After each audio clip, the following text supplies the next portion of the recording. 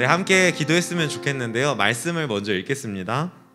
능히 모든 성도와 함께 지식에 넘치는 그리스도의 사랑을 알고 그 너비와 길이와 높이와 깊이가 어떠함을 깨달아 하나님의 모든 충만하신 것으로 너희에게 충만하게 하시기를 구하노라. 아멘. 오늘의 예배를 위해 기도합시다. 주님을 찾고 예배하는 모든 자들의 마음 가운데 살아계신 주님께서 오늘 이 예배의 주인이 되기를 선포합니다. 오늘 이 시간 선포되는 찬양과 말씀과 기도를 통해 주님을 예배하는 모든 자들에게 찾아오셔서 주님의 높음을 통해 나의 낮음을 깨닫고 주님의 넓음을 통해 나의 좁음을 깨닫게 하시고 나의 죄, 연약함, 고된 상황, 현실 모든 그 어떤 것보다 크고 깊고 넓은 주님의 사랑과 능력과 은혜가 충만하게 되는 예배 되길 기도합시다. 기도하겠습니다.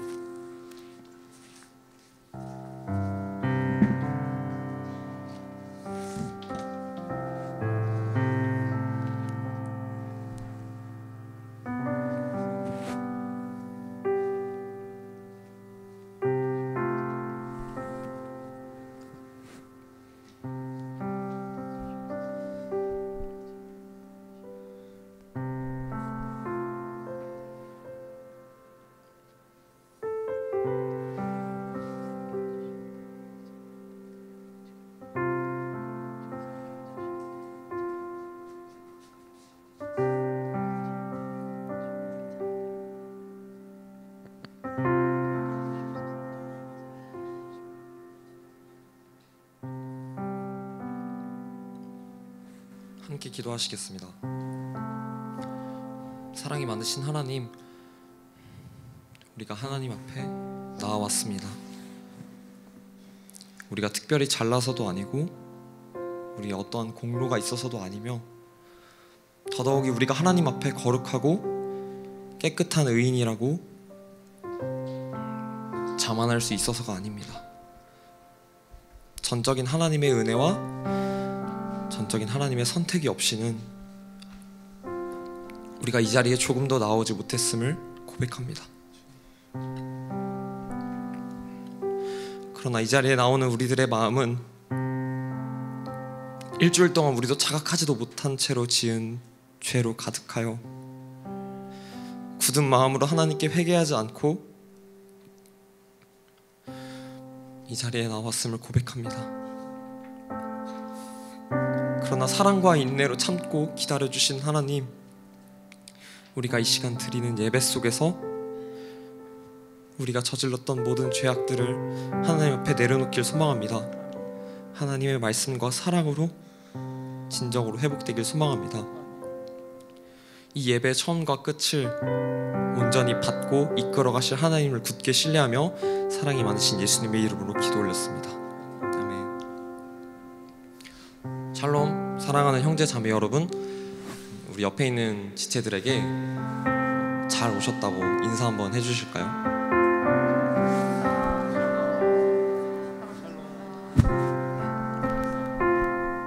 갈수록 예배라는 자리에 나오는 마음에 대해서 묵상을 해볼수록 그거 정말 쉽지 않다는 걸 깨닫습니다.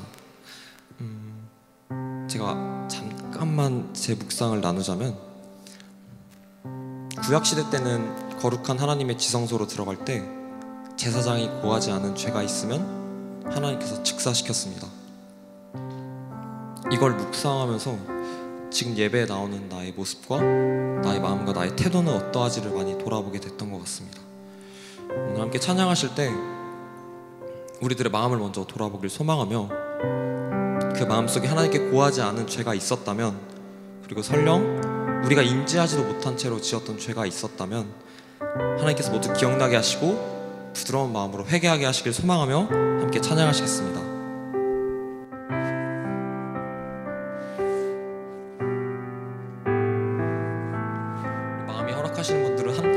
돌아서 찬양했으면 좋겠습니다.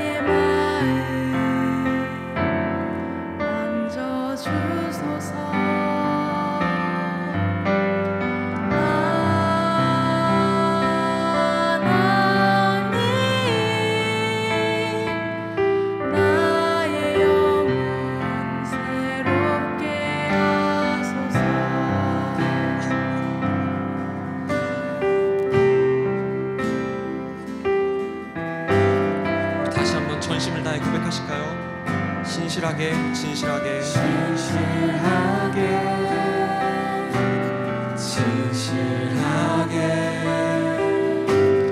거룩하게 살게 하소서. 진실하게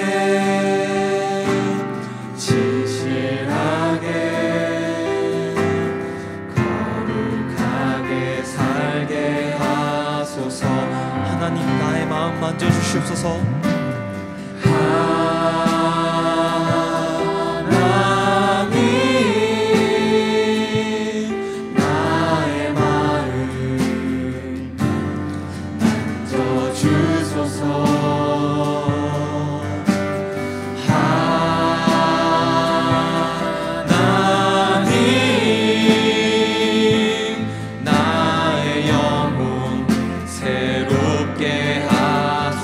하나님 나의 기도를 들어주시옵소서.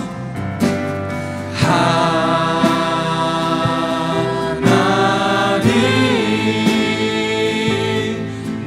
나의 기도 들어주소서.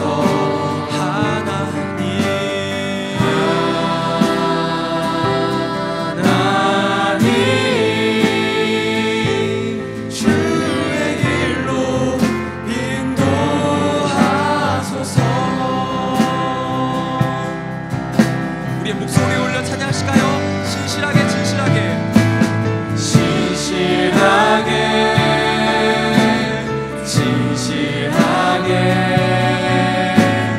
거룩하게 살게 하소서.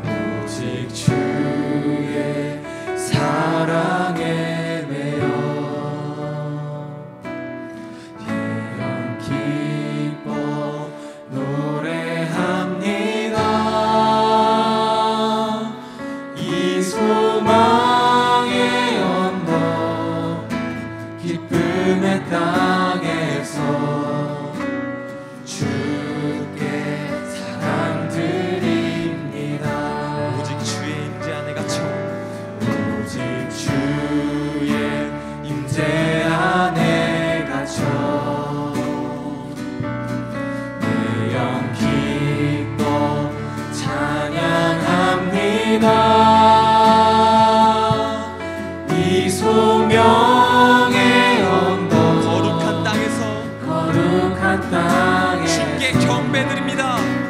주께 경배드립니다. 아멘. 주께서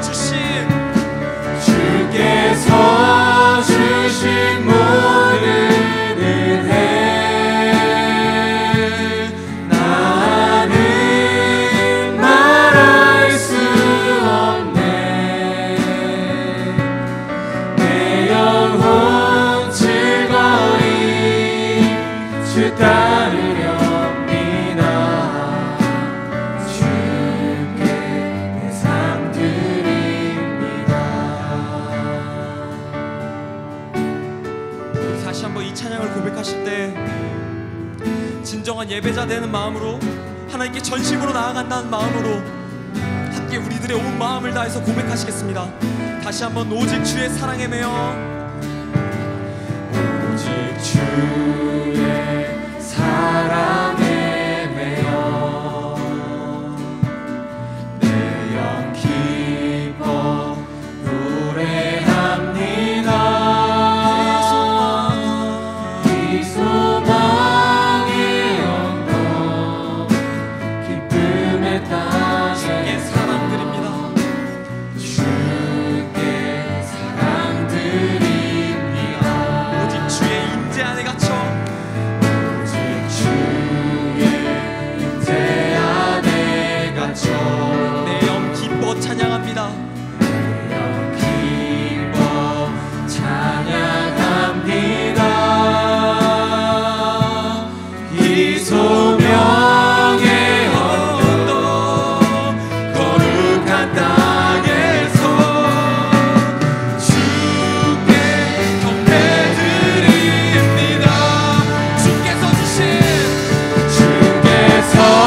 주신 모든 은혜 나는 말할 수 없네.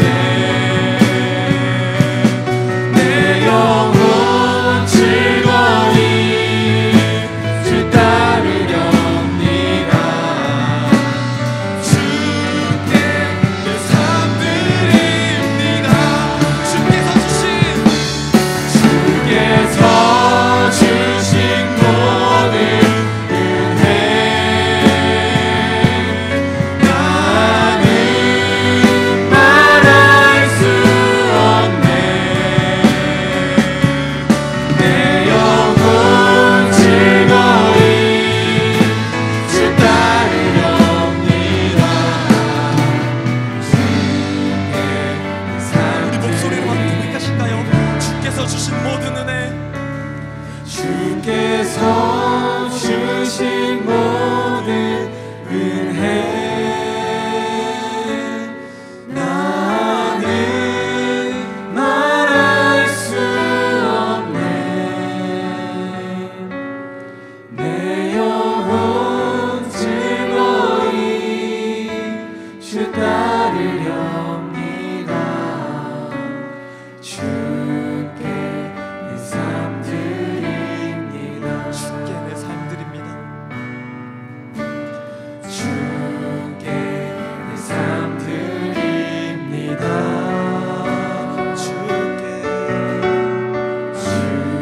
내 삶 드립니다.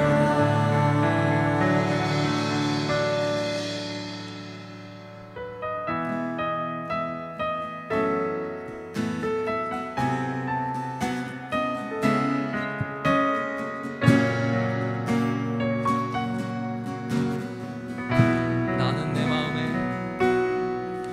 나는 내 마음에 복음이 그했던 곳에서 다시 아버지를 만나고 주님 내 마음에 연약한 눈물의 끝에서 또 나를 반겨주시네. 작다 생각했던 그의 부르심 다시 나를 회복해 하시네.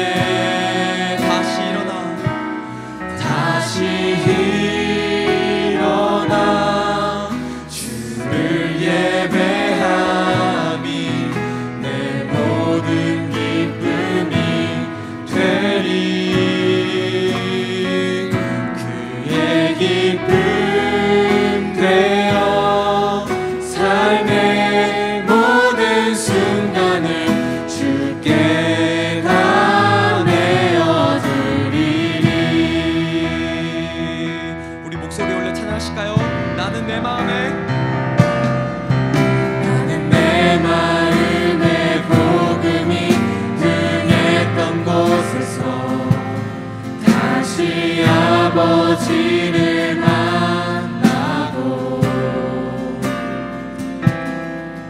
주님 내 마음의 연약한 눈물의 끝에서 또 나를 반겨주시네. 다시 한번 나는 내 마음의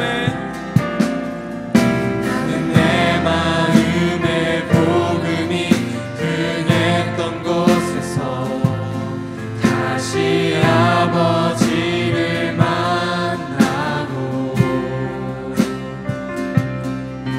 주님 내 마음의 연약한 눈물의 끝에서 또 나를 반겨주시네.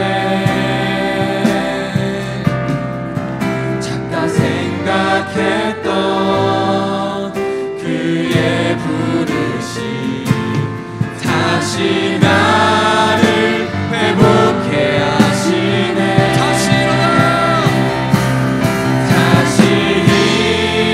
일어나 주를 예배함이 내 모든 기쁨이 되리. 주의 기쁨 되어 삶의 모든 순간을 주께 다 내어드리. 다시 일어나 주를 예배함이 내 모든 기쁨이 되리. 그의 기쁨 되어 삶의 모든 순간을 주께 다 내어드리. 우리 목소리 올려서 다시 일어나. 다시 일어나 주를 예배함이 내 모든 기쁨이 되리. 그의 기쁨 되어 삶의 모든 순간을 주께 다 내. 우리 다시 한번 고백합시다. 다시 일어나. 다시 일어나 주를 예배함이 내 모든 기쁨이 되리.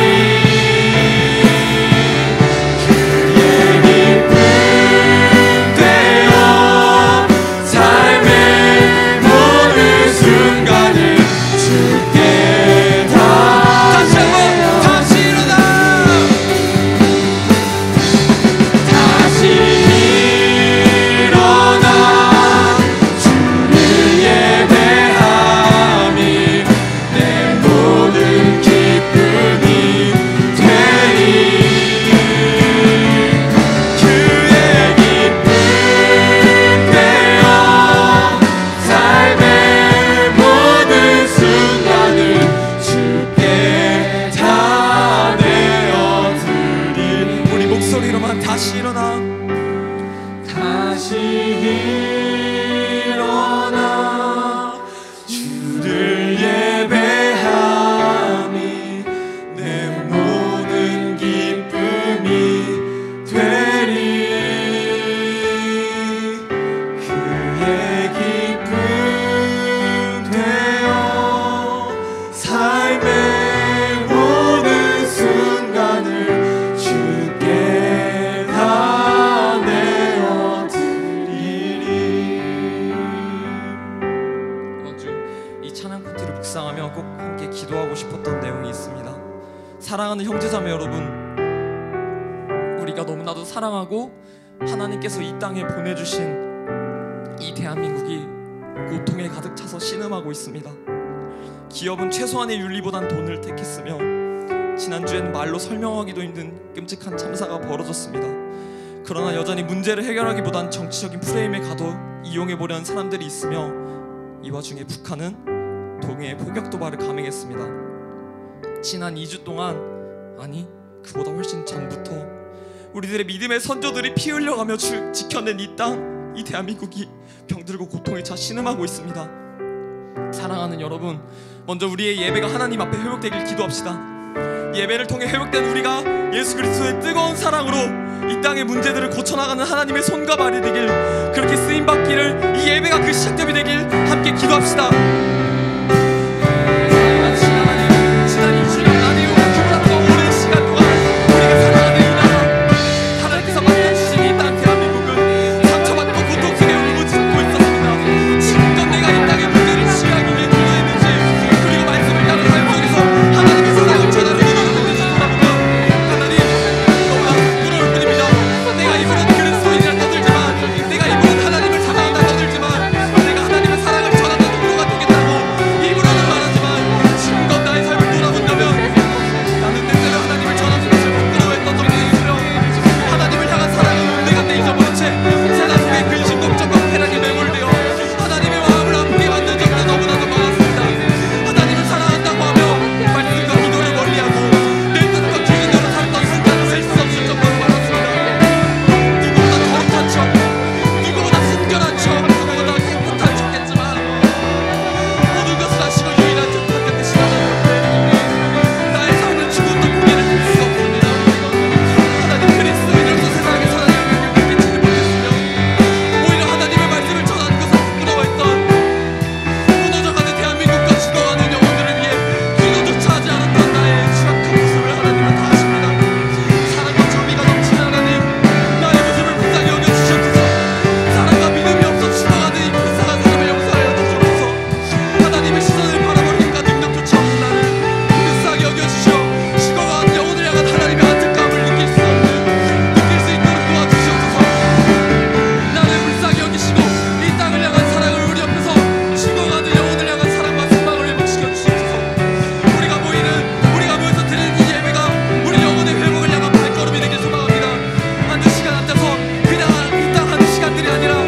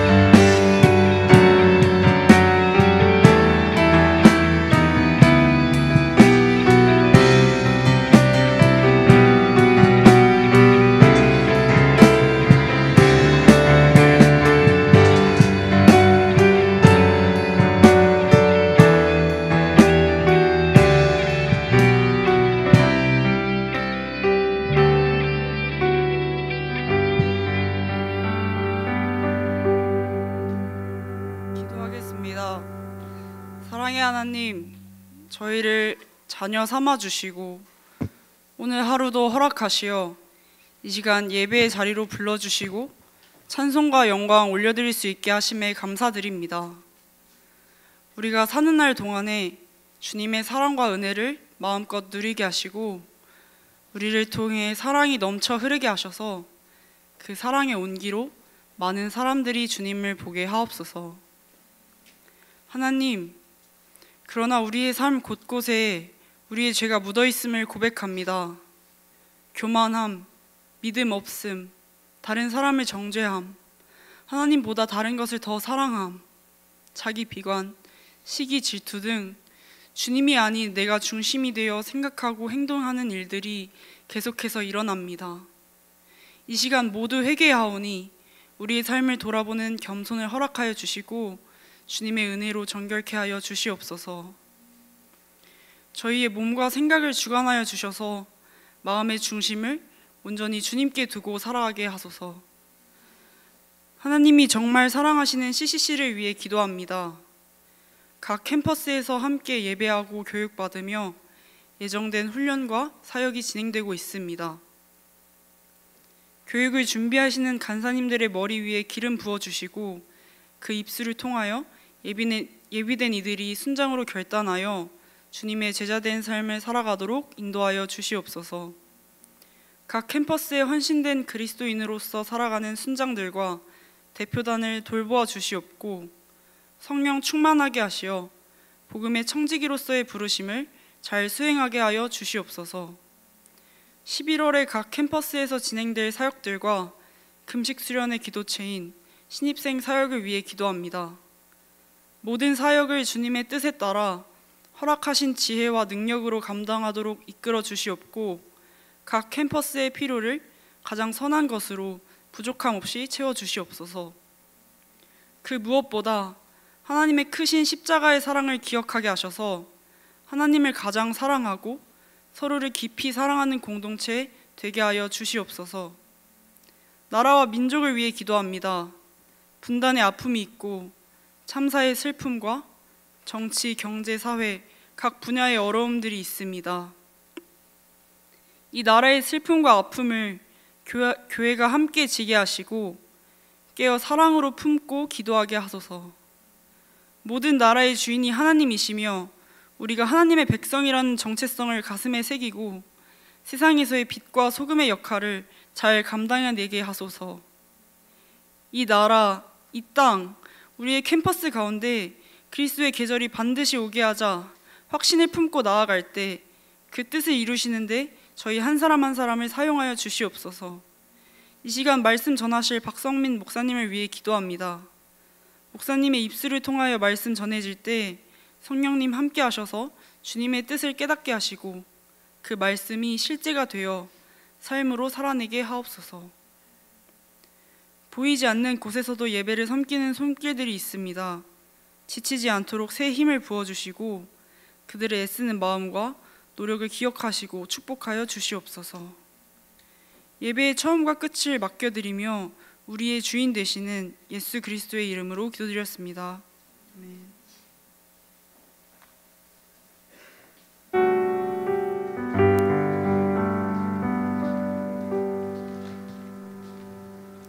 말씀 봉독하겠습니다.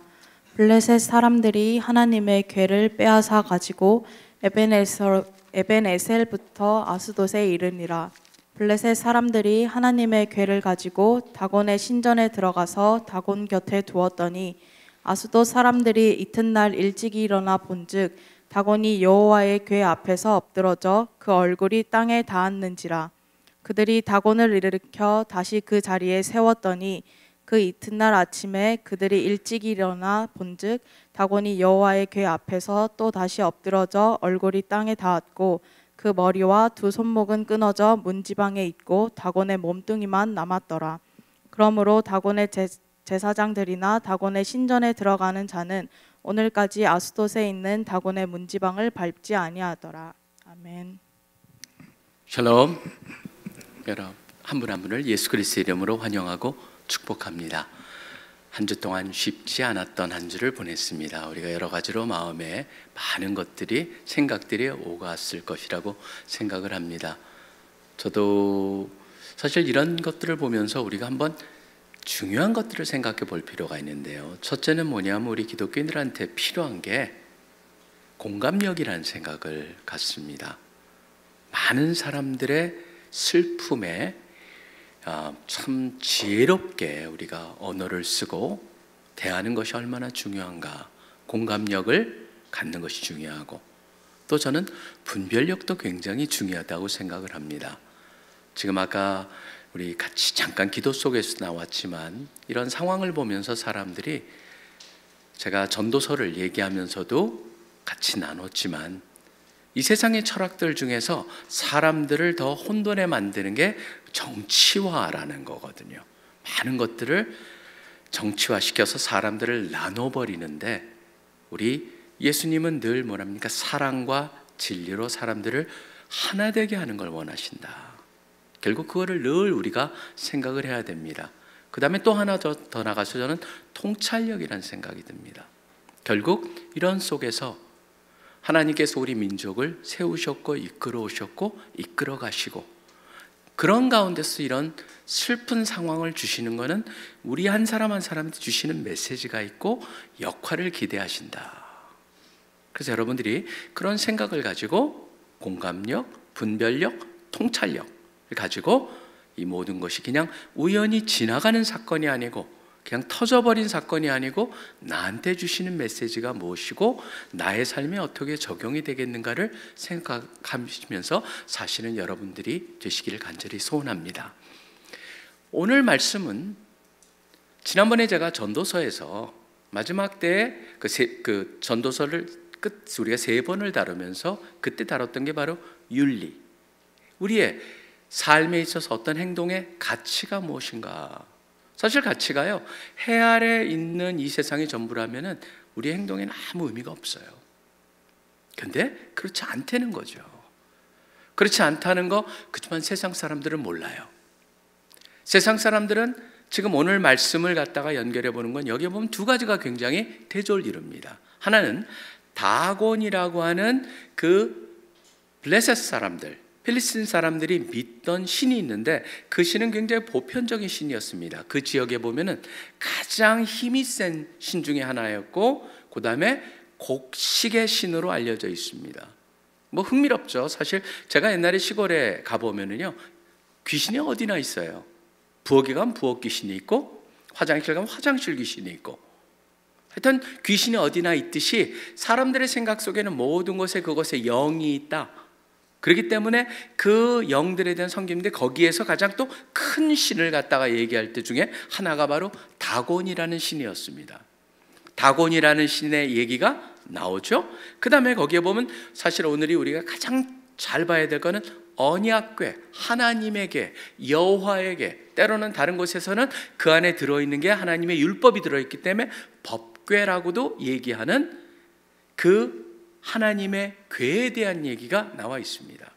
이 얘기는 굉장히, 사실 여러분들이 이 얘기를 온전히 이렇게 배경들을 볼 때만이 거기서 우리 삶에 적용할 수 있는 원리를 찾아낼 수가 있습니다. 언약궤는요, 사실은 굉장히 다양한 이름으로 불렸어요. 제가 이미 말했다시피. 근데 어떻게 되어 있냐면, 이거는 유일하게 하나님께서 디자인을 해서 주신 거예요. 다른 모든 것은 사람들이 만든 것들이었는데 이건 하나님께서 디자인을 해서 주셨는지, 그래서 그런지 하나님께서 역사하시는 게 있거든요. 하나님이 역사하셨던 게 뭐, 모세한테는 덤불에 막 불이 붙었잖아요. 그걸 통해서 역사하셨고, 아브라함을 나타내실 때는 연기 속에서 막 불빛이 번쩍번쩍하면서 그렇게 역사하셨어요. 그 다음에 야곱 같은 경우에는 그 레슬러잖아요. 씨름하는 분으로, 그래서 밤새도록 씨름하는 모습, 그런 걸로 하나님께서 여호와의, 그러니까 하나님의 천사라고 하는 이름으로 나오지만 잘 보면은 하나님이 그렇게 나타나셨다. 왜냐하면 주님이란 얘기를 하거든요. 그뿐만이 아니에요. 또 그 욥 같은 경우에는 회오리바람으로 나타나세요. 하나님이 다양한 모습으로 변화하시면서 그 모습에 맞는 가장 적절한 모습으로 연결이 돼서 나타나셨는데, 유일하게 하나님께서 어떤 한 존재와 연결을, 하나님의 등장이 계속적으로 연결이 되었던 것 하나를 찾으란 바로 이 언약궤라는 겁니다. 하나님의 디자인을 주십니다. 디자인 보시면요, 이건요, 우리 표현이 그렇지만 우리 표현으로 하면 궤짝이에요. 한 세로 높이가 약 한 70cm 정도 되니까 이 정도 되겠죠. 그 다음에 가로, 폭이라고 하는 것은 한 1m 15 정도 돼요. 그게 2.5 큐빗, 그 다음에 큐빗 1.5 큐빗 그래가지고 보면은 이 약간 그 직육면체인데 여러분이 그렇게 크지 않아요. 영화 보면 굉장히 크게 해가지고 사람들이 막 들고 무겁게 그렇게 묘사되어 있는데, 사실은 이거는 거기에 가장 흔한 나무로 조각목이라고 하는 걸로 70cm, 길이가 한 1m 15cm로 돼가지고 옆에 고리를 갖다가 4개를 달아가지고 그 안에 나무를 껴서 이동할 때는 꼭 레위 족속만 하게 그렇게 하나님께서 만드신 겁니다. 그리고 나서 조각목이라는 걸로 해가지고 그 밖을 갖다 다 금으로 입혔고, 뚜껑은 이 순금으로 된 이 중요한 슬랩이라고 하죠. 이런 뚜껑이 굉장히 두꺼운 그걸로 해놓고 그 뚜껑 위에는 또 금으로 만든 스랍이라고 하는 천사가 날개를 펴고 있는 서로 마주보게끔 돼 있어요. 그렇게 돼 있는 거 여러분 상상을 해보시면 됩니다. 어디 이제 구글 같은 데 가가지고 한 언약궤가 어떻게 생겼나 보시면 약간씩 여기 궤를 끼는 고리가 약간씩 모양이 다르긴 해요. 근데 그렇게 크진 않아요. 그런 게 있습니다. 그게 있는데 왜 지금 그걸 갖다가 얘기를 드리냐면 여러분이 상상을 해볼 필요가 있어요. 지금 5장을 우리가 사무엘상 5장을 봤는데 지금 이게 갑자기 무슨 뜬금없는 소리냐, 이게 어떻게 하다가 다곤 신전에 가져왔는가, 그런 배경을 보시면 지금 이스라엘은요 굉장히 어려운 영적인 부패 시대를 갖다 겪고 있습니다. 지금 들어왔습니다. 그 안에 약속의 땅에 살다 보니까 이 세대들이 다 잊어버리는 거예요. 모든 것을 잊어버리고, 그때는 엘리 제사장이 그 제사장 역할을 하고 있었어요. 그 아들이 둘이 있는데 아들을 갖다 소개하면서도 2장 같은 경우면 형편없는 아들이에요. 엘리의 두 아들을 갖다가 얘기하는데 행실이 무지 나빠요. 왜냐하면 하나님한테 드려지는 제사를 가져오면 그것도 거기에 들어가는 것도 제물도 지가 몰래 하지 말라는 짓은 다 해요. 그리고 거기에 제사 드리러 온 여자들까지도 유혹해가지고 잠자리를 갖는 그런 내용이 2장에 나와요. 무너져 버렸어요. 교회가 엉망이에요. 우리 현대식으로 하면은 다 무너져 버렸는데, 여러분 나라가 무너졌을 때 가장 커다란 문제는 뭔지 아십니까? 그 안에 가장 핵심적인 정신적인 그런 종교라고 할 수 있는 그게 무너졌음에도 누구도 그걸 지적하지 않아요. 그게 지금 상황이었어요. 4장을 갖다가 보면은 4장에서는 지금 어떤 얘기가 나냐면 블레셋하고 전쟁이 일어납니다. 전쟁이 일어나는데 가는 곳마다 패하는 거예요. 가가지고 진치고 나서 싸우고 그러는데 막 몇천 명씩 져요. 전쟁을 하면은. 그러다가 어떤 한 사람이 기억을 해냅니다. 4장에 보시면 그 얘기가 나옵니다. 그 있잖아요, 우리가 노래도 부르면서 그렇게 신나하던 그 얘기, 잊어버린 얘기, 여리고성 얘기, 그 다음에 요단강이 건너졌던 그 갈라졌던 얘기, 그게 바로 뭡니까? 그때 지금과 달랐던 거는 언약궤가 있었다는 거예요. 그걸 기억해내요. 아 맞아요, 그게 있었어요. 그러면 사람한테 제안을 한 거죠. 우리 그걸 가져가면 됩니다. 그러니까 4장에 보면 신난다 그래가지고 4장 4절에 이렇게 나옵니다. 실로에 사람을 보냅니다. 그룹 사이에 계신 만군의 여호와의 언약궤를 거기서 그래서 가져와요. 가져와가지고 엘리의 두 아들, 그 말썽꾸러기 못된 그 두 아들 홈니와 비느하스가 하나님의 언약궤를 가지고 전쟁터로 그걸 메고 온 거예요. 갖고 오니까 사람들이 얼마나 신임납니까? 5절에 보시면 맞아, 드디어 우린 이길 수 있는 방법을 찾았다. 그러면서 여호와의 언약궤가 진영에 들어올 때 온 이스라엘이 큰 소리로 외쳐서 땅이 울려요. 너무너무 신나가지고 그들의 그 모렐이라고 하는 그 기가 살아가지고 와 소리를 지니까 사람들이 뭔 일이냐, 블레셋 사람들도 큰일 났다, 이게 무슨 일이냐 그랬더니 저들의 신이 왔다. 두려움을 가져요. 적에 있을 때 어떤 일이 일어나는가 이들이 들은 게 있기 때문에 오히려 그들이 떨지만 뭐라고 얘기합니까? 8절에 보면 우리에게 화로다. 누가 우리를 능한 신들의 손에서 건지리요. 그들은 광야에서 여러 가지 재앙으로 애굽인을 친 신들이라. 그러면서 이들한테 계속 복수를 씁니다. 자기네 생각으로 그 여호와의 궤를 보면서 생각을 했던 거죠. 그렇지만 우리가 힘을 내 싸우자. 어떤 일이 됩니까? 형편없이 이스라엘 사람들이 패해버립니다. 거기 보면 10절에 보시면은 이스라엘 보병에 엎드린 자가 3만 명이었으며 그곳에서 하나님의 궤는 빼앗기고 엘리의 두 아들 홈리와 비느하스는 죽임을 당하였다. 돌아옵니다. 돌아와가지고 거기서 살아온 사람이 누구한테 얘기했을까요? 바로 제사장한테 갔겠죠. 엘리 제사장한테 가서 지금 우리가 졌습니다. 언약궤도 아무 소용이 없었습니다. 당신의 두 아들도 거기서 죽임을 당했습니다. 엘리가 어떻게 합니까? 뭐의 충격이었을까요? 아마 후자에 더 많았을 거예요. 엘리는 그렇게 나쁜 사람이 아니었어요. 그 얘기를 듣자마자 뒤로 자빠져가지고 죽임을 당했다라고 돼 있어요. 그러고 나서 얘기가 시작되는 겁니다. 5장이, 배경이. 그전에는 그런 역사했던 그런 언약궤가 블레셋 사람들이 가져와가지고 뺏기는데도 아무 힘을 못 쓰는 것 같은 느낌을 받아요. 그러니까 그들이 주워다가 그걸 갖다가 표현이 그렇습니다만은 주워다가 들어다가 빼앗아다가 어디에 놓습니까? 자기네 가장 커다란 다곤신 옆에다가 놔둬요. 그 다음에 무슨 일이 일어났습니까? 그 다음에 보니까요, 그게 코를 갖다가 박고 언약궤 앞에 다곤신이 무너져 있는 거예요. 첫 번에 무너졌습니다. 무너지고 나니까 뭐라고 생각이 들었을까요? 다곤 신전에 있었던 제사장은 어제 말썽꾸러기 10대가 아마 들어와가지고 장난치다가 밀었나 보다, 그렇게 생각을 했겠죠. 그래서 낑낑대가지고 다시 세워놨어요. 다음날 일어나 봤더니 어떤 일이 생깁니까? 또다시 똑같이 코를 박고 그 앞에 엎드려졌는데 이번에는 목이 잘리고 팔이 잘린 그것이 그 문지방이 있는 데 놔두고 쓰러져 있는 거예요. 여러분, 이거는 굉장히 중요한 의미가 있죠. 왜 그렇습니까? 머리와 손은 뭘 상징하냐면 머리는 지혜를 상징하는 거죠. 팔은 뭘 상징합니까? 능력을 상징하는 거예요. 그러니까 하나님께서 뭘 보여주신 거예요? 첫 번째 쓰러졌을 때는 내가 나밖에 없다, 내가 더 힘이 센 신이라는 걸 보여줬다면은, 두 번째는 뭘 보여줬냐면은 다 그 우상이라고 하는 거는 foolish, 어리석고, 그 다음에 아무 능력이 없다라는 걸 보여준 거거든요. 그런데 이들은 뭐랍니까? 5절에 보면 우리가 보시면은 그 문지방에 그거 떨어져 있었기 때문에 밟지도 않았다라는 얘기가 나와 있습니다. 계속적으로 변하지 않는. 근데 그 다음 스토리는 어떻게 진행이 됩니까? 이제 거기에 그걸로도 사람들이 변하지 않으니까 하나님께서 어떤 일을 일으키십니까? 그곳을 가져갔던 그 지역에 역병이 돌게 합니다. 역병이 돌게 하면서 막 온통 종기가 나가지고 사람들이 죽기 시작을 하는 거예요. 죽기 시작하니까 여기 놔두면 안 되겠다, 그래가지고 바로 옆 동네로 보내죠. 5개 중에 또 그러니까 필리스틴에 보면 5개 굉장히 커다란 도시가 있어요. 그 중에 한 도시로 보냅니다. 근데 그것이 똑같은 일이 일어나요. 똑같은 일이 일어나니까 이 사람들이, 두 번째 마을에서 사람들이 이거 딴 데 보내야지 우리 못 있겠다, 그래가지고 딴 데로 보내버립니다.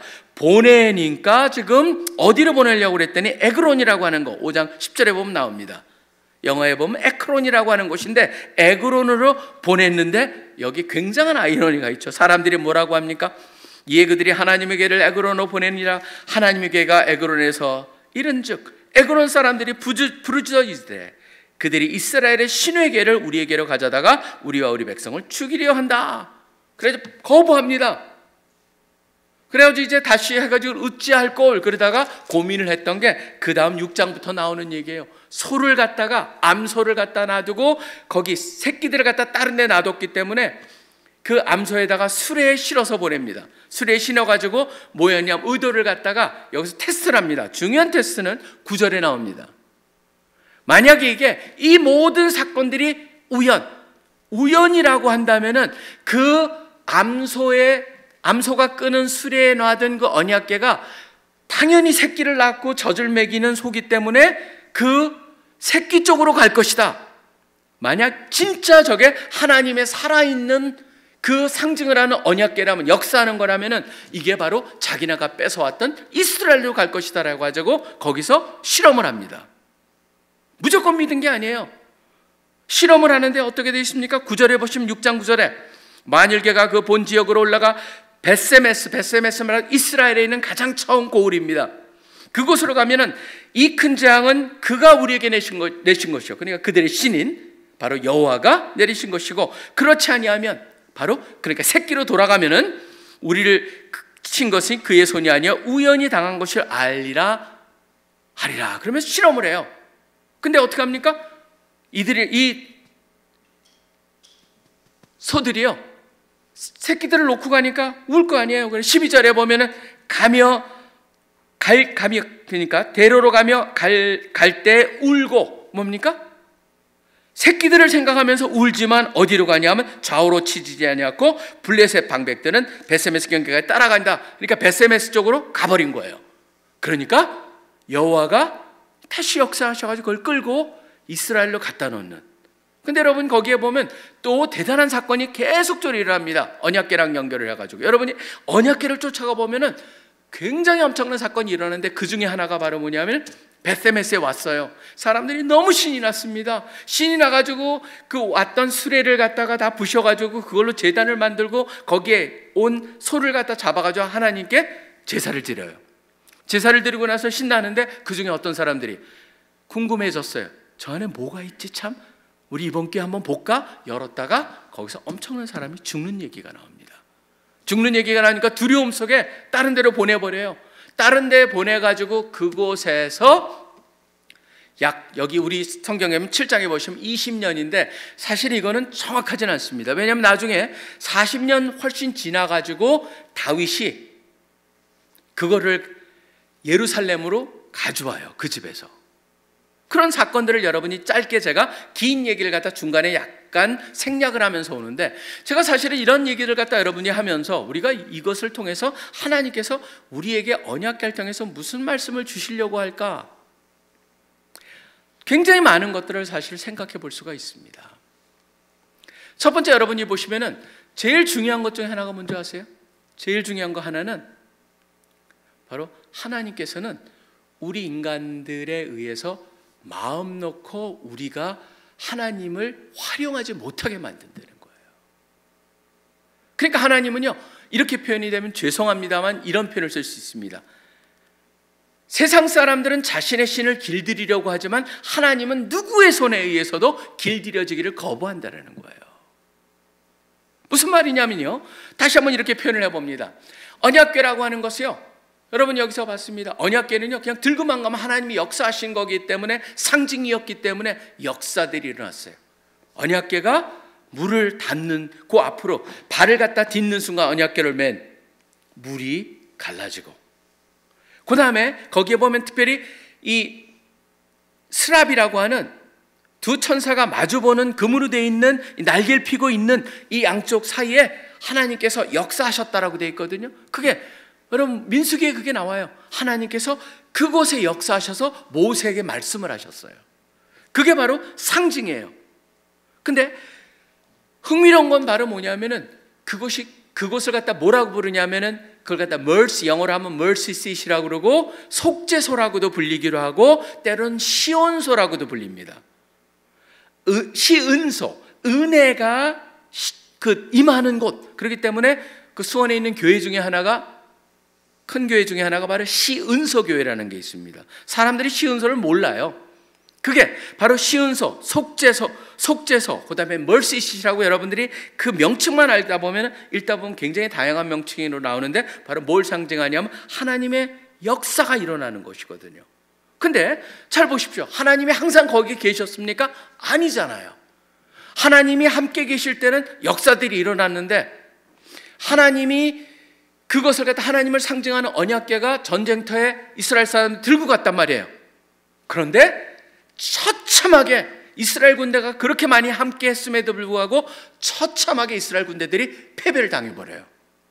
근데 그들이 그것을 갖다 끌고 블레 사람들이 가지고 갔을 때 어떤 일을 합니까? 이스라엘 군대는 하나도 없는데 거기서 모든 막 백성들이 두려움을 가질 정도로 엄청난 사건들이 일어나는 걸 보여줘요. 거기서 여러분 무엇을 볼 수 있을까요? 전 여러분들이 잘 이거를 생각해 보실 필요가 있습니다. 많은 사람들은요, 하나님의 역사와 역사의 현장을 착각하는 게 있고, 역사하시는 그 물건이나 어느 사건에 너무나 많은 의미를 부여하다 보니까 하나님의 역사 자체를 잊어버리는 그런 케이스들이 있어요. 지금 언약궤는 중요한 거였습니다. 하나님이 디자인을 했습니다. 그렇기 때문에, 그리고 하나님이 계속적으로 그곳의 역사를 하신 흔적들이 너무나 많아요. 근데 착각이 뭐냐면은 하나님의 역사를 보기보다는 그 언약궤 자체를 갖다가 보면서 그것이 힘이 있느냐 착각을 했다는 것이죠. 자, 그렇다면은 우리가 여기서 그 언약궤만 그러느냐? 그렇지 않습니다. 우리가 그러기 쉬운 것들이 굉장히 많아요. 우리 CC에서도 잘못하면은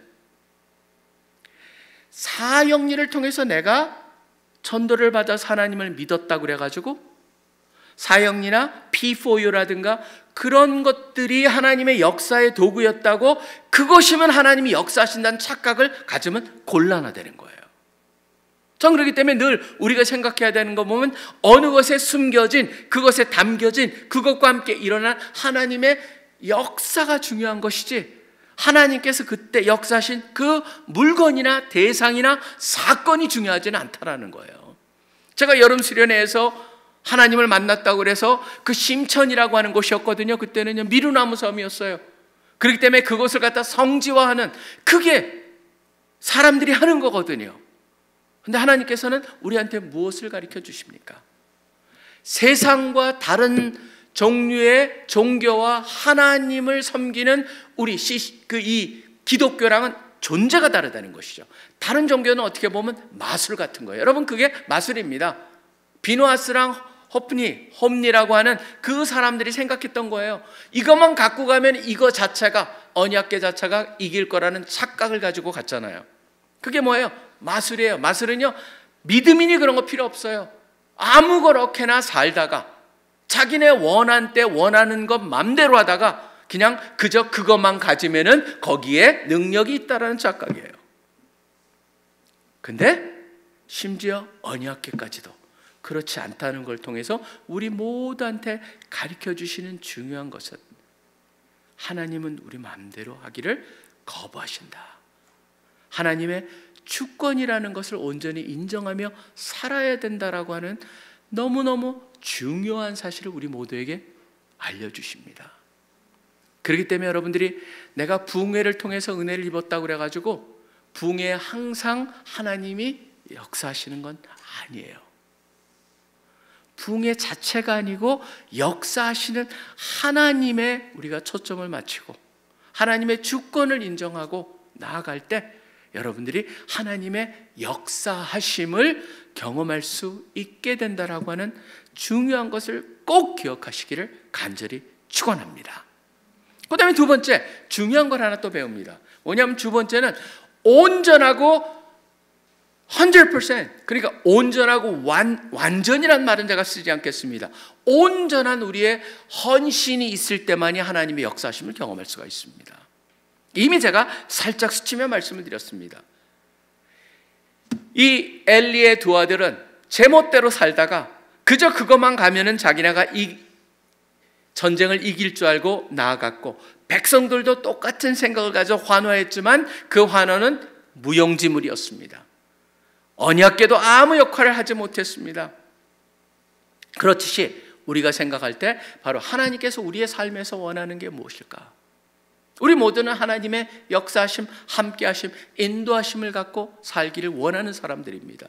그러지 않은 사람 하나도 없을 겁니다. 하나님 역사하여 주시고 인도하여 주시고 지혜를 주시고 능력을 주시고 이것을 이길 수 있는 힘을 주시고, 그럴 때 여러분 그냥 마음 놓고 살다가 꼭 필요할 때만 와가지고 하나님께 기도하면서 하나님이 들어주실 거다라고 하는 것은 하나님이 들어주실 수도 있어요.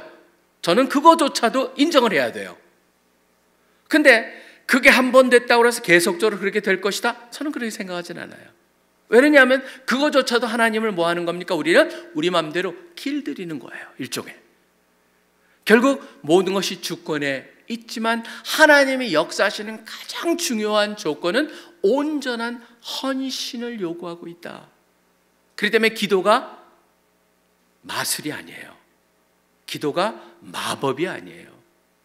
기도는 하나님께 지속적인 대화와 그 속에서 하나님을 인정하며 살고, 또 하나님과 그 속에서 인정하면서 하나님의 은혜를 그 기도하는 순간에도 체험을 하고, 그것을 통해 하나님이 역사하실 때 또 하나님의 임재를 체험할 수 있는 중요한 하나님과 나의 소통의 통로인 것이죠. 그 때문에 여러분들이 이 언약궤 사건을 통해서 한 번 더 생각해 보실 거는, 그저 내가 십자가만 달고 다닌다고 역사하는 게 아니고 내가 온전하게 하나님께 드려야 되겠구나, 그것을 생각하시는 여러분들 되시기를 간절히 축원합니다. 그 다음에 또 하나 더 나갑니다. 뭐냐면 우리의 삶에 있어서 우상을 파괴하고 제거할 때만이 하나님의 역사가 일어나요. 우리한테는 모든 게 우상이에요. 사실 저는 여러분 전 세계 다녀보시면요, 그 지역마다 우상을 상징하는 게 다 틀려요. 남미에 가거나 인디안한테 가거나 어디나 무슨 특징이 있습니까? 자기한테 가장 중요한 것들이 우상 중에서 제일 중요한 우상이 돼요. 농사를 짓는 사람들한테는 그 우상이, 그 신이 상징하는 게 뭡니까? 비를 내려주거나 아니면 곡식의 풍요로움을 상징하는 거예요. 여러분 보시면은 그런 게 천지예요. 바알신한테 가서도 보면은 바알신의 그 드렸던 거기에 보면은 남녀가요 그 안에서 성관계를 했었어요. 막 왜냐하면 그걸 통해 가지고 피를 갖다 내려오게 하겠다고. 쫓아가 보면 상상을 초월한 일들을 갖다가 합니다. 그 이유는 하나가 뭐냐면 그게 모든 게 저는 그걸 통해서 보여지는 게 뭐냐면 모든 것이 어떤 것이든 우상이 될 수 있다라고 하는 거예요.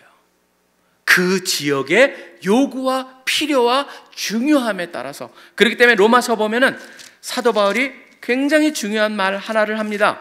여러분들이 보시면 이거를 잘 고민해 볼 필요가 있습니다. 이 표현이 로마서 1장에 보시면 이런 표현이 나옵니다. 1장 23절에 보면 19절 21절에 연속해서 나오는 게 다 사람들은요 하나님의 존재를 알아요. 하나님을 알되 인정하지 않아요. 하나님을 안다라는 증거는 굉장히 많아요. 지금도 보면은 제가 지난번에도 말씀드렸다시피 법적으로요 지금 왜 인간을 죽이면은 어디나 그렇게 사형이나 엄격한 그런 법을 취하느냐? 개가 죽였을 때는 개를 죽였을 때는 안 그런데 동일한 생명체인데 도대체 인간이 뭐 특별하냐 그랬을 때 이거를 갖다 해결할 수 있는 건 딱 하나밖에 없어요. 인간은 특별하다. 왜 그러냐면 하나님의 형상으로 지어졌다라고 하는 이 말을 무시해버리면요 인간의 존엄성은 하나도 없어요. 그걸 여러분들이 기억을 하셔야 돼요. 어떻게 그런 얘기들이 나왔을까? 어떻게 그게 믿지 않는 나라까지도 동일한 법을 가지고 있을까? 생각하면 할수록 하나님을 다 압니다. 그렇지만 인정하지 않고 오히려 뭘 합니까? 23절에 보면은 썩어지지 아니하는 하나님의 영광을 썩어질 사람과 새와 짐승과 기어다니는 동물 모양의 우상으로 바꾸었느니라. 바로 뭐냐면요 피조물로 자기의 섬김의 대상으로 삼았다는 거예요. 그 당시의 사람들은 곡식을 했습니다. 뭔가 그 상징하는 다양한 모습으로. 그렇기 때문에 그 그리스나 로마에 보면은 술의 신 바카스라고 하는 신이 있죠. 바다에 가면 포세이돈이 있죠. 어디나 다 신들이 다양해요. 미로 하면은 비너스가 있죠. 지혜로 하면 알테미스라든가 그 다음에 그 소피아라고 하는 신들 다 그런 신들이 뭐를 갖다 상징하는 건데 그게 다 우상이라고 하는 건 뭐냐? 그게 중요한 것들이 다요. 특징이. 그럼 21세기에 여러분이 가장 중요하게 여기는 게 뭡니까? 전 이 질문이 가장 중요한 질문이에요. 그 질문은요 바로 그렇기 때문에 그것이 우상이 될 수가 있다라고 하는 거예요. 어떤 사람은 돈이, 어떤 사람한테는 성공이, 어떤 사람한테는 경력이, 어떤 사람한테는 어느 대상이 우상이 될 수가 있어요. 근데 그 우상이 나의 생각과 나의 삶을 지배하는 가운데선 하나님이 역사하실 수가 없어요. 그래서 그때 하나님은요 그걸 우리한테 깨닫게 해주시죠. 때로는 그걸 무너뜨려 버려요. 제가 아는 사람들도요 굉장히 세상에서 성공이 최고의 그게 자기의 우상이 있고 가장 중요한 거였어요. 근데 어느 날 그게 무너져 버려서 그걸 통해서 신앙생활을 시작하게 된 계기가 있어요. 마치 뭐와 같냐면 이 다곤 신이 그 궤 앞에 엎드려가지고 머리와 손이 다 잘려가지고 엎드려진 그 상황에서 하나님께 돌아오는 그것과 연결을 시켜볼 정도의 사건이죠. 저는 여러분이 이것을 통해서 분명히 하나 우리 삶에 적용해 볼 게 있습니다. 혹시라도 내가 하나님보다 더 중요하게 여기는 것이 있는가? 그땐 바로 그게 우상이고 만약 그게 계속적으로 진행되잖아요? 그럼 어떤 일을 할까요? 하나님께서 그 우상을 무너뜨릴 거예요. 근데 무너뜨림은 여러분을 미워해서나 여러분들을 싫어해서가 아니죠. 여러분이 그 우상을 제자리를 찾게 하는 것을 돕고자 하시는 거죠. 저는 그 일이 경고가 아니고요. 이거는 하나님의 사랑의 표현일 수 있다는 생각이 있기 때문에 제가 여러분한테 나눌 수 있는 건 바로 뭐냐면 혹시라도 그런 게 있다면 여러분이 그거를 갖다가 내리는 거예요. 제 위치를 찾게 하는 거예요. 왜냐하면 여기서도 저는 그런 상징적인 것 같아요. 머리랑 손이 잘라졌어요.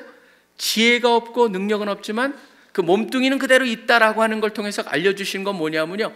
우리가 이 세상에서 소중하게 여기는 그 자체가 다 가치가 있는 것들이에요. 그게 중요하지 않다라는 게 아니에요. 각자의 중요한 만큼의 위치로 옮겨두는 것, 쓸만하다는 겁니다. 돈도 유익하게 쓸 수 있고 성공도 굉장히 중요한 거예요. 그렇지만 그 성공이요, 지혜를 우리한테 준다든가, 우리한테 어떤 결정을 내리는데 그 중요한 잣대로 만든다든가, 우리를 갖다가 능력 있게 하는 착각을 준다든가, 그런 거 없대는 겁니다. 그게. 그렇기 때문에 여러분이 소중하게 여기는 그런 모든 것들을 하나님 밑에 놔두고, 그것도 중요하지만 하나님이 가장 중요하다. 그렇기 때문에 하나님과의 관계 속에서 그 눈으로, 그 관점으로 매사를 정확히 보면서 판단하고, 그것이 나의 사고와 나의 믿음을 결정할 수 있게 만드는 것, 그게 바로 우리 신앙생활의 가장 중요한 요소 중에 하나다라는 것을 오늘 이 사건을 통해서 보게 됩니다. 오늘 이 사건을 보면서 여러분들이 어떤 걸 느끼셨는지 모르겠습니다. 저 같은 경우는 제 삶의 많은 것을 돌아봤습니다. 진짜 나한테 가장 중요한 것이 무엇인가? 혹시라도 내가 잃어버린 것이 있는가? 혹시라도 내가 내 기도를 통해서 어떤 기도 때문에 뭐가 일어난다는 생각이 가지고 있었는가? 다시 한번 하나님의 주권으로 돌아와서 주권을 인정하면서 우리가 살아야 되겠고, 온전하게 하나님한테 우리의 모든 것을 전적으로 헌신이라는 가정 속에서, 헌신한 바탕 속에서 우리가 살길 원하고, 더 나아가서 혹시라도 내 안에 하나님 위에 놔둔 우상이 있다면 하나님 깨닫게 해주시고, 제가 그걸 깨닫고 제 위치를 찾을 수 있도록 도와주시옵소서라고 하는 기도를 드리게 됩니다. 여러분 모두에게 동일한 그런 은혜의 가르침과 또 은혜의 교훈을 통해서 여러분들이 성장하시고, 또 삶을 통해서 하나님의 역사하심을 경험하시기를 간절히 축원합니다. 기도하겠습니다. 하나님 아버지, 감사하고 감사합니다. 오늘 다곤 신전과 또 연결된 언약궤를 통하여서 여러 가지 교훈을 주시니 감사합니다.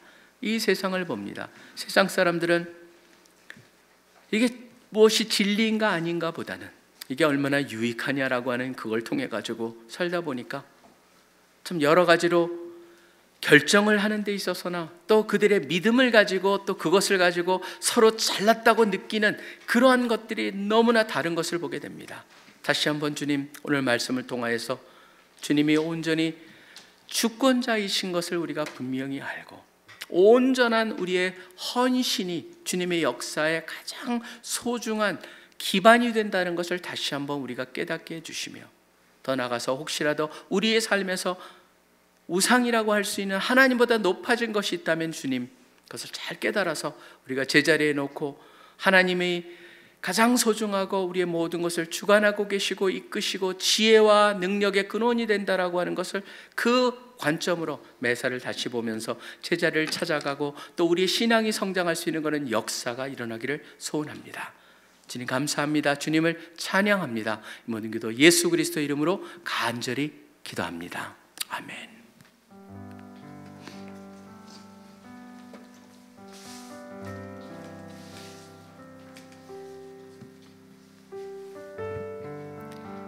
함께 말씀을 두고 기도하길 원합니다.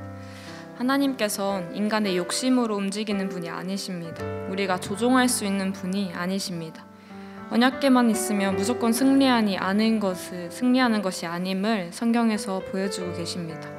너무 당연한 소리지만 하나님의 역사는 하나님께서 행하시는 것입니다. 하나님이 계셔야 승리하는 것입니다. 하나님의 주권을 인정하며 나아가야 함을 까먹지 마시다. 그리고 우리의 온전한 헌신이 있어야 합니다. 하나님께서 우리 삶에 역사하시길 원한다면 온전한 마음을 드려야 합니다. 기도는 주문이 아닙니다. 하나님과 나의 소통의 통로입니다. 그러기 위해서 우리의 모든 우상을 제거해야 합니다. 어떤 것이든 우상이 될 수 있음을 경계합시다. 하나님을 알되 인정하지 않는 죄를 짓지 맙시다. 내가 하나님보다 중요하게 여기는 것이 무엇인지 돌아보고 놓아버립시다. 알고도 놓기 어려울 땐 하나님께 간구합시다. 주님, 제 힘으로 놓을 수 없으니 하나님께서 역사하여 주시옵소서. 하나님의 주권을 인정하오니 가장 선하고 옳은 방법으로 제 삶에 일하여 주시옵소서. 하나님을 가장 중요하게 여겨 내 삶을 온전히 드리게 하소서. 들으신 내용 바탕으로 함께 기도하겠습니다. 제 삶을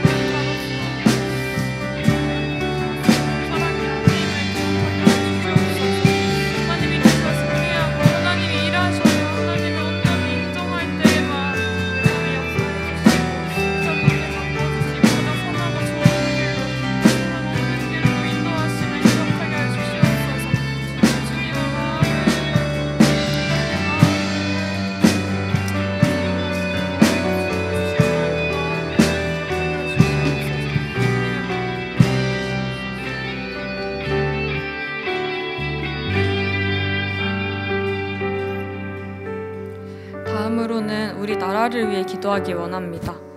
너희가 회개하여 각각 예수 그리스도의 이름으로 세례를 받고 죄사함을 받으라. 그리하면 성령의 선물을 받으리니 너희가 이 패역한 세대에서 구원을 받으라. 아멘. 예나 지금이나 우리에겐 예수 그리스도가 필요합니다. 온전한 구원과 회복은 주님께로부터 시작됩니다. 아픔을 아파할 줄 모르고 슬픔에 함께 슬퍼하지 않는 우리나라의 모습을 회개합시다. 나는 그렇지 않다, 일부만 그런 것이라며 비난하지 맙시다. 하나님께선 누구에게나 사랑을 주십니다. 나 중심에서 벗어나 하나님 중심으로 바라봅시다. 내가 바로 서는 게 아니라 내 안에 계신 하나님을 바르게 세워드립시다. 이렇게 기도합시다. 주님, 이 세상을, 이 나라를 어떻게 품어야 할지 모르겠습니다.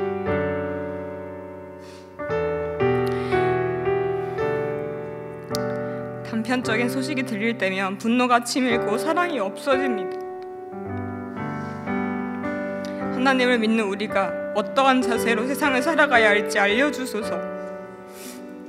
사탄이 주는 것이 아닌 하나님을 닮은 애통하고 긍휼한 마음을 부어주소서. 누구든지 주께 회개하고 돌이키며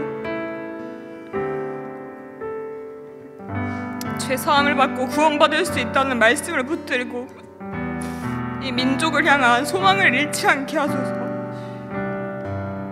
대한민국을 향한 하나님의 놀라운 계획을 사모하며 신뢰하며 그 일에 동참하는 우리 크리스찬 청년들이 되길 원합니다. 들으신 내용 바탕으로 함께 기도하겠습니다.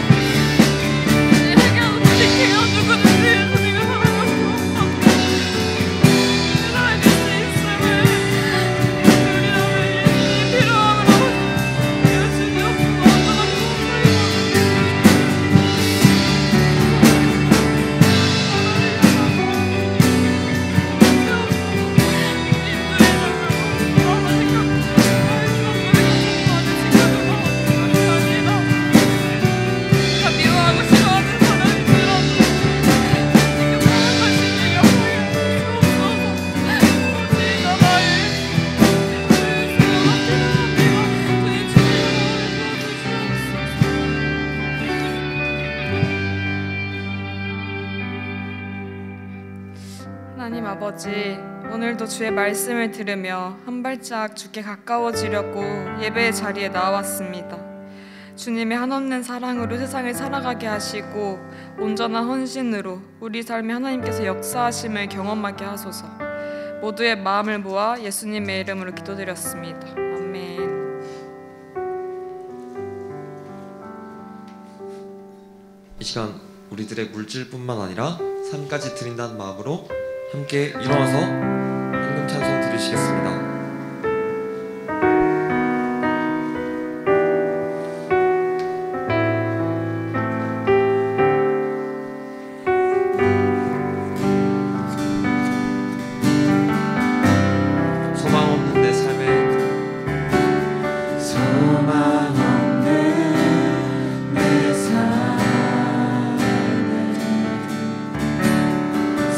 생명 허락하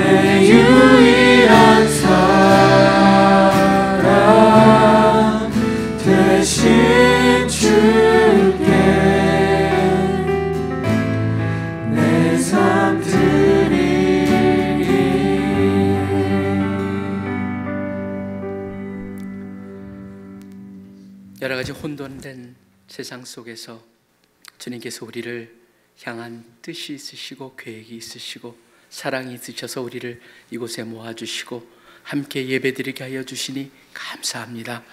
주님이 우리 삶의 가장 소중한 존재로 우리를 이끄시며 우리에게 지혜를 주시며 능력을 주시며 이 세상에 일어나는 모든 것들을 제대로 보며 제대로 이해하며 그 가운데 귀중한 역할들을 잘 감당하게 도와주실 것을 간절히 소원합니다.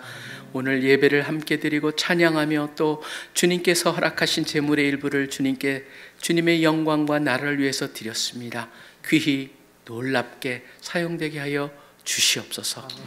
지금 우리 주 예수 그리스도의 특별하신 은혜와 하나님 아버지의 무한하신 사랑하심과 성령님의 능력 주시고 인도하시고 교제하심이 함께 모여서 예배를 드리는 우리 지시의 귀한 형제 자매들의 학업과 가정과 사역과 하는 모든 일 위에 이제로부터 영원토록 항상 함께하여 주시기를 간절히 축원하옵나이다.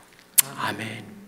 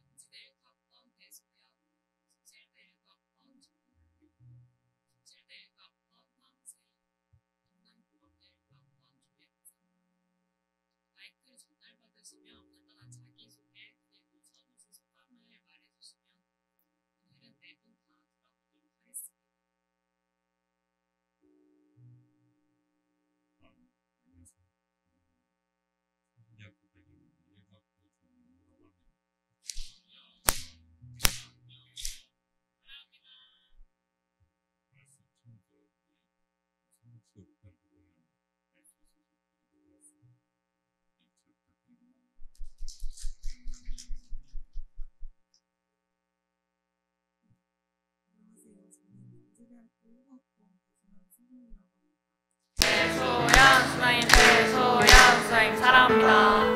19년도부터 이제 CCC 가입을 했었는데 주일제풀은 처음이라서 되게 뜻깊은 시간이었고 오늘 말씀 통해서도 새롭게 결단하고 나아갈 수 있는 시간이 될 수 있어서 되게 감사했습니다.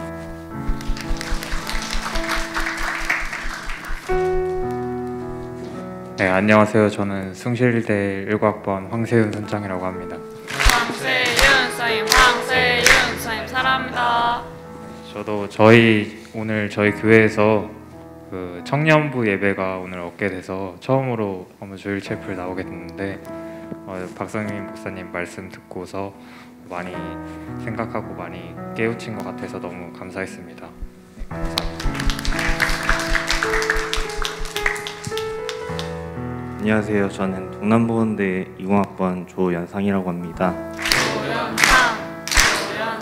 네, 저도 오늘 친구랑 같이 교회를 다니는데 그 교회가 오늘 한 주 쉬어가지고 같이 나왔는데 너무 좋은 말씀 많이 듣고 가는 것 같아서 너무 감사드립니다.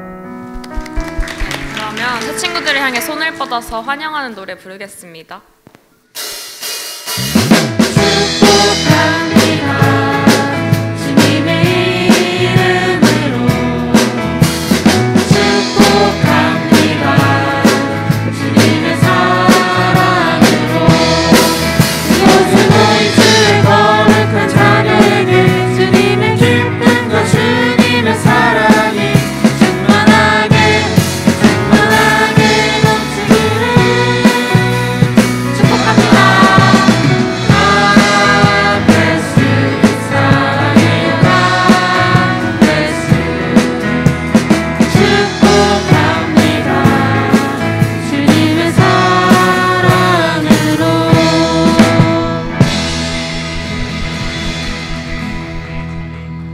자리에 앉아주시면 감사드리겠습니다.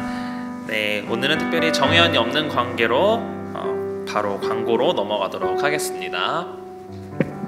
네, 첫 번째 광고입니다. 오늘 점심 메뉴는 철판 볶음밥입니다. 아래 계좌로 점심 식사 비용 3,000원을 점심 이름으로 입금 부탁드립니다. 새 친구는 식사비가 전액 지원되오니 보내지 않으셔도 됩니다. 네, 다음 광고입니다. 예배 후 교구별 모임과 새 친구반 교육이 진행됩니다. 시험 기간이 끝난 관계로 이번 주부터 교구 모임을 진행하도록 하고요. 새 친구들은 1시 반 S라운드에서 진행하는 새 친구반 교육에 참석해 주시면 됩니다. 특별히 이번 학기 처음 대표단으로 임명받으셔서 또 주일 체플에 참석하시는 대표단 선장님들은 오늘 2시부터 1시간 동안 2층에 있는 GCPR에서 일괄적으로 새 친구 교육이 진행될 예정이니 대표단 선장님들은 잘 기억하셨다가 참석하시면 감사드리겠습니다. 주일 채플 찬양팀 워시파이트와 함께 예배를 섬길 순장님들을 모집합니다. 모집 파트는 베이스, 일렉, 호산나, 드럼입니다. 예배를 일주일 전부터 함께 묵상하고 또 기도하면서 예배를 준비하는 시간이라서 또 주일 예배를 정말 사모하는 마음을 많이 배울 수 있는 자리이고 또 하나님의 은혜를 더욱 먼저 경험할 수 있는 자리니 꼭 마음이 있으신 분들은 지원해 주시길 바랍니다. 문의는 김수정 간사님께 해주시면 됩니다. 네, 계속해서 금식 수련회 찬양팀 추가 모집을 하고 있는 상황입니다. 네, 금식 수련회에서 찬양팀으로 섬겨주실 분들은 똑같이 김수정 간사님께 문의해 주시면 되고요. 모집 파트는 보컬과 일렉, 드럼, 콰이어, 워십 댄스 이렇게 모집하고 있습니다. 많은 참여 부탁드리겠습니다. 네, 그리고 오늘 예배 후 4시부터 총대표단 모임이 있습니다. 서울지구 총대표단들이 함께 교제할 수 있는 소중한 시간이 오니 기쁜 마음으로 함께 합시다. 샬롬. 주일 집회로 오신 여러분들을 축복하고 사랑합니다.